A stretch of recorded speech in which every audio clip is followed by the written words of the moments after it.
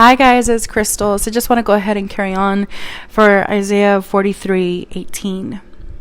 Something about this message, and I think it's so powerful, is I was in this season for a while. Like, God would put me in the wilderness and I had so many mentors. Something about me is I used to be a very prideful person. I used to be a fake independent boss woman before I was saved and stuff. So if you were my age or even a little bit older than me, but you didn't have your stuff together, you couldn't tell me anything. Like, I wouldn't take rebuke from you.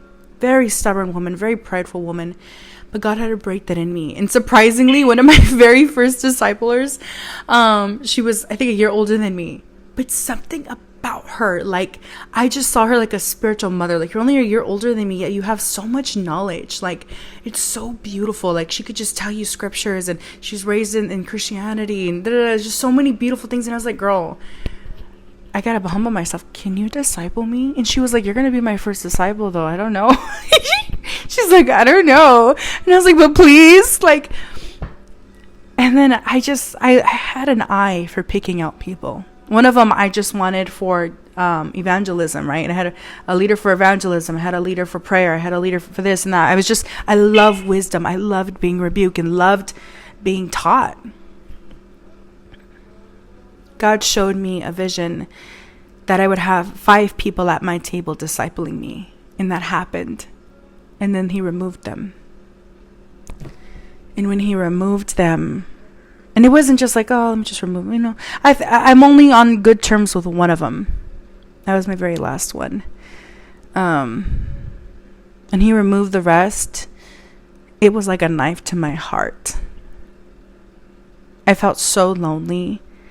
I felt so hurt. There was nobody to go to. Even the one I left off on good terms with, she was just nothing wrong. She just started her own thing. She went to a different church and moved on. And, you know, relationships, they shift. And I just felt alone. But I'm so thankful for that season, you guys. And if you're in that season today and you're like, there's nobody I can go to. You're being iced out from a church, from family. I don't know what it is, but I just want to encourage you to call on God. Like, it genuinely is that simple. And I'm not going to say that, oh, you're not going to feel lonely or you're not going to feel this, but your feelings aren't real. That's something God really taught me in that season, is your feelings aren't real.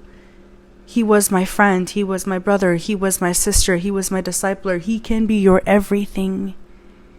I remember telling God, I was like, God, I just want somebody to lead me, God. I don't know what to do. I don't know where to go. I don't even know anything, God. How am I going to get rebuked? And He did it all. And I believe that he can do it all for you. Bye, guys.